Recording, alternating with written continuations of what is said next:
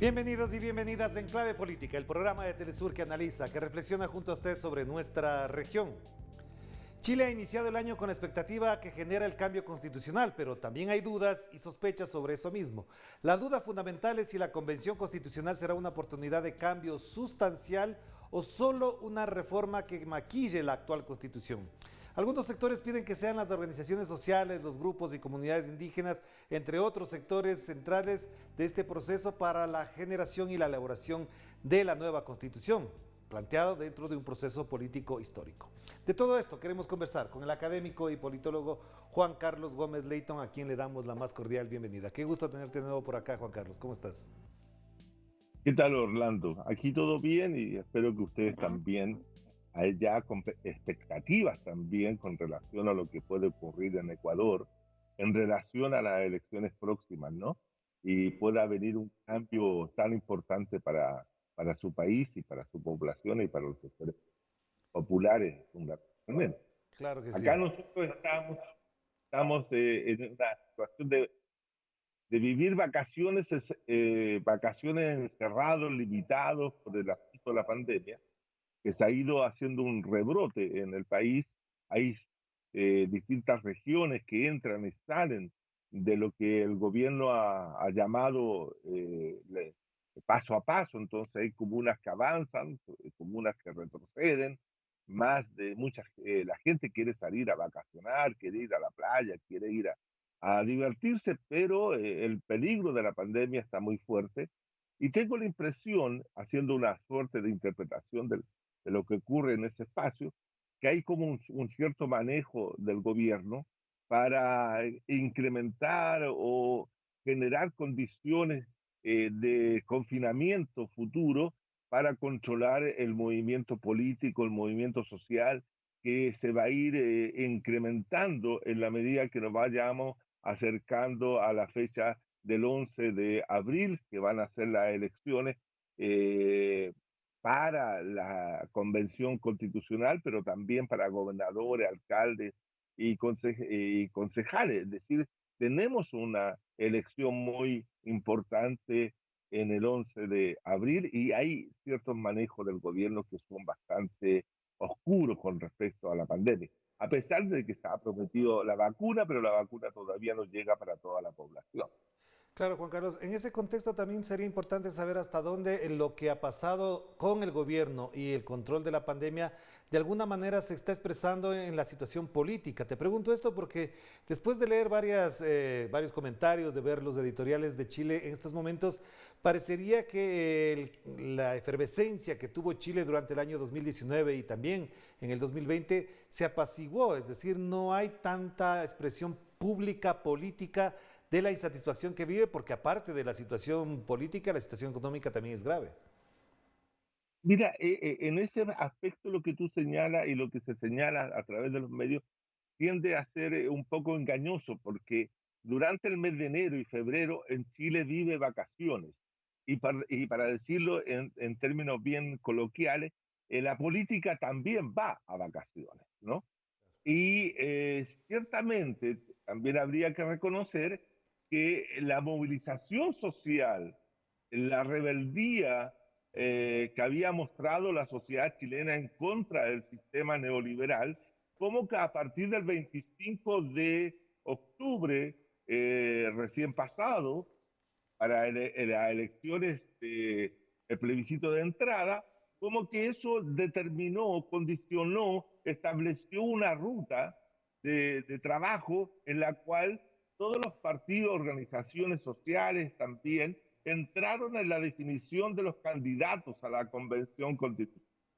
Fíjate que se han formado 101 listas para competir en las próximas elecciones. De esas 101 listas, una mayoría significativa son listas que van a competir por uno de los 155 escaños que tiene la Convención Constitucional, partiendo de la base de que hay escaños reservados para los pueblos originarios.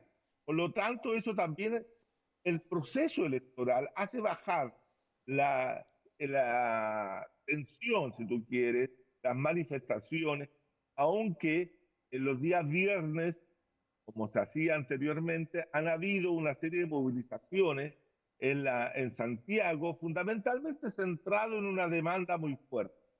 La demanda es que la libertad para los presos políticos de la revuelta de octubre del 19. Ahí está centrada una demanda fuerte, una movilización constante de los ciudadanos para reclamar la libertad de aquellos.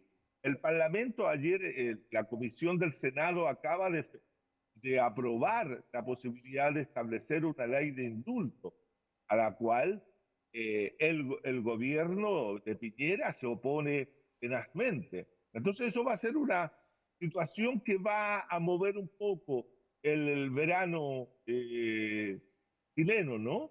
Pero ciertamente el proceso electoral baja la intensidad de la movilización social.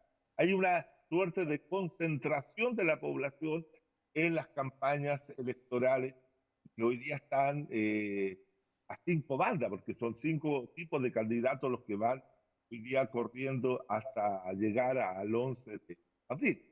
Claro, Juan Carlos. Si es así, entonces me parecería que estamos en el momento en el que algunos sectores, algunas organizaciones, incluso ciertos ya posibles candidatos estarán pensando en los contenidos de las propuestas que van a plantear. Y tú has visto, te pregunto, alrededor de qué gira fundamentalmente. Yo he visto, por ejemplo, el tema de los derechos humanos, el de las comunidades indígenas, de los pueblos ancestrales, como lo más interesante del asunto. Pero hay otros temas que quedan de lado. Por ejemplo, ¿qué rol institucional tendrá el Estado en el desarrollo de una sociedad más equitativa e igualitaria? Y eso parecería que está ausente del debate, si no me equivoco. Mira, esa pregunta es tremendamente interesante porque yo lo que yo observo justamente en este proceso que se abrió a partir del 25 de octubre pasado, una ausencia de mensajes que tengan que ver con los contenidos específicos de una constitución política. Yo tengo la impresión de que tenemos muchos candidatos, muchas hablas, muchas voces, pero de esas voces no se encuentra con claridad qué tipo de proyecto constitucional o qué tipo de proyecto político, social, económico y cultural los sectores, los diversos sectores se están planteando. Hay ideas generales, las ideas generales cruzan, ¿cierto?, lo que fue las demandas de las movilizaciones sociales que se plantearon en octubre del 19. Entonces, hay planteamientos respecto a la participación de los pueblos originarios. Algunos sectores hablan de la conformación y constitución de un Estado plurinacional. Hay referencia al tipo de desarrollo económico que el país pudiera tener en el futuro. Hay también una discusión con respecto y planteamiento con respecto al derecho de las aguas, sobre todo, el derecho de la propiedad del agua, que está muy discutida, con mucha conflictividad en este momento en Chile, porque el agua está siendo retenida, ¿cierto? Monopolizada por sectores empresariales, tanto mineros como agroexportadores. Entonces, en ese sentido, ahí hay una discusión, también hay una discusión o planteamiento, más que discusión, un planteamiento con respecto a la participación o el rol o o la, el papel histórico de las mujeres en la próxima sociedad chilena. Es decir, hay algunos elementos que se están, pero son todos referidos fundamentalmente a lo que fueron las demandas más sentidas, el régimen de previsión social, no más AFP, etcétera. Pero eso le falta, desde mi punto de vista, le falta estar dentro de un proyecto mucho más claro de qué tipo de sociedad se busca construir. Yo tengo la impresión de que hay una cierta continuidad del capitalismo en Chile y no se levanta una alternativa mucho más radical que termine con o que contriña fuertemente lo que son las ansias del capitalismo, ya sea neoliberal o cualquier otro. Entonces, en ese sentido, hace falta una propuesta, como lo conversábamos en otra oportunidad, una propuesta de izquierda que sea mucho más radical de las que hoy día se están jugando o que se están planteando entre los distintos candidatos o las distintas listas que están compitiendo por un cupo en la Convención Constitucional. Claro que sí, Juan Carlos, hagamos una pausa, la primera pausa para poder hablar sobre este tema y profundizar efectivamente el cambio estructural que algunos desean, parecería que no va a llegar por esa vía y obviamente todo se devuelve a la política, como debe ocurrir generalmente en los procesos históricos. Vamos a hacer la primera pausa y enseguida nos conectamos con Santiago de Chile, donde se encuentra Juan Carlos Gómez Leighton, un estimado filósofo y analista político con quien podemos seguir conversando y profundizando estos temas. Vamos a la pausa.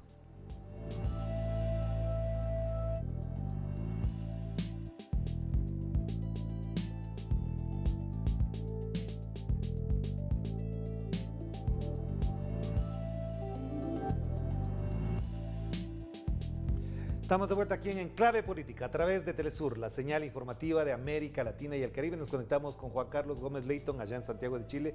A propósito de lo que estamos conversando, efectivamente, Juan Carlos, hay una preocupación, digamos, que es de orden más político, porque si los chilenos se pronunciaron durante manifestaciones con el costo alto de heridos, muertos, detenidos, que algunos todavía siguen en la cárcel, el resultado de un proceso que no vaya por la vía de reestructurar profundamente la situación de Chile podría revertirse en una disputa mucho más dura que la que ocurrió en el 2019. ¿Crees que efectivamente están dadas las condiciones para que no se transforme a fondo la sociedad chilena en este proceso constitucional? Bueno, como yo lo he dicho en varias oportunidades, un cambio de constitución política, un cambio de la estructura jurídica del Estado, no necesariamente tiene un impacto sobre las transformaciones estructurales de una sociedad o sobre los aspectos socioeconómicos que son los fundamentales para poder transformar a aquella sociedad, ¿no? Entonces, lo que estamos hoy día asistiendo es un cambio político, institucional, anclado en el aparato del Estado. Esa es la realidad. Eso no significa que no se van a modificar las estructuras económicas del capitalismo existente en Chile. Es muy difícil hacerlo a través de un cambio constitucional y así la historia comparada lo demuestra, tanto en los países latinoamericanos como en otros, ¿no? De manera entonces que lo que se va a vivir a partir del 11 de abril en adelante, y de acuerdo también a la composición y de la correlación de fuerzas que se manifiesta en esa convención, va a ser la suerte que va a tener el cambio político institucional. Desde mi punto de vista, yo he establecido de que un tercio, más de un tercio de sectores progresistas van a estar presentes en la convención. Pero ese sector no va a tener la capacidad para contrarrestar a los sectores procapitalistas que van a estar presentes en la convención. Los sectores procapitalistas tienen hoy día una mayor distribución al interior de esa situación. Y dada el sistema electoral de listas de sistema home, ¿cierto? Que son favorables a la conformación de las listas y las listas que tengan mayores presencia, mayores conocimientos, que tengan aquellos candidatos que la población en general reconozca o conozca más, van a ser las listas que van a ser favorecidas.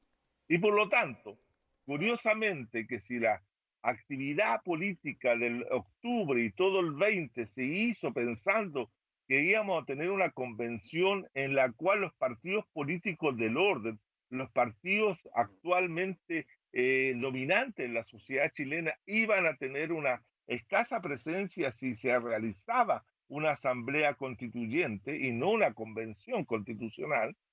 Aquí ocurre lo siguiente, van a haber más presencia de partidos políticos que de organizaciones sociales. Y eso implica que los partidos del orden van a tener predominancia y van a dirigir, conducir, elaborar la nueva constitución política. Y por lo tanto, eso implica un cierre al proceso de cambios radicales que se abrió en octubre. Por eso yo he sostenido, Orlando, de que la Convención Constitucional y su realización implica la derrota política de la revuelta de octubre del 19. Claro, y Por lo tanto, a propósito de eso, también una pregunta que cabe en este momento, Juan Carlos, tiene que ver con la actitud del gobierno. Hay todavía decenas o centenas de presos que están sin proceso judicial, están detenidos, no hay sentencia, algunos han pagado multas, etcétera. ¿Estos gestos no reafirman el carácter autoritario del gobierno y quizás la imposibilidad de ceder en algo frente a las demandas de los chilenos? Te digo esto además porque la sociedad obviamente se expresó, protestó, sufrió el embate de la represión, hay presos, pero el gobierno parecería que hizo lo correcto, según ellos, porque no puede permitirse una sublevación de esa dimensión. y totalmente de acuerdo contigo, yo creo que el gobierno ha tomado una actitud de pensar que lo que ocurrió en octubre del 19 es un accidente que no modifica absolutamente nada de la estructura política nacional. Incluso hay una suerte de pensar que ellos pueden ser los que van a tener nuevamente el gobierno a partir del 22 en adelante. Y se la juegan como si ellos tuvieran la posibilidad de ser nuevamente gobernantes del país. Y eso tiene que ver con una suerte de ceguera, con una suerte de incomprensión de parte del gobierno y de los partidos políticos que lo acompañan, ¿cierto?, de lo que ocurrió en octubre y durante el año 20. Ellos se piensan como continuadores del régimen del gobierno de Piñera. Entonces, hay como una suerte de ausencia de realismo. Ellos nombran sus candidatos, ellos hicieron una lista única, lo cual los fortalece porque el sistema home, como decíamos, les puede apoyar y ellos piensan que la población no los rechaza y que la población quiere más gobierno de derecha, en lo cual están profundamente equivocados, pero lo interesante de esto es que la oposición política eh, no es una sola, sino que son varias oposiciones, y la oposición política de los partidos del orden también imaginan que ellos van a ser los que van a reemplazar a la derecha en el gobierno. Pero tengo la impresión de que eso está fraguando un proceso desde abajo en que puede producirse una nueva insurgencia que lleve más allá de lo que hoy día está el cambio político en la sociedad chilena. Hay una incomprensión tanto del gobierno en su forma autoritaria, represiva, que sigue actuando, lo hemos visto, como lo ha hecho sobre el Gualmapu, el día mismo que se daba la sentencia del asesinato de Catrillanca, invadieron una comunidad, vejaron a una niña, a la hija de Marcelo Catrillanca, etcétera. El gobierno actúa como en plena impunidad, no tiene control, no tiene ninguna oposición fuerte, porque los partidos políticos de oposición que podrían hacerlo están más preocupados del proceso electoral y dejan al gobierno actuar.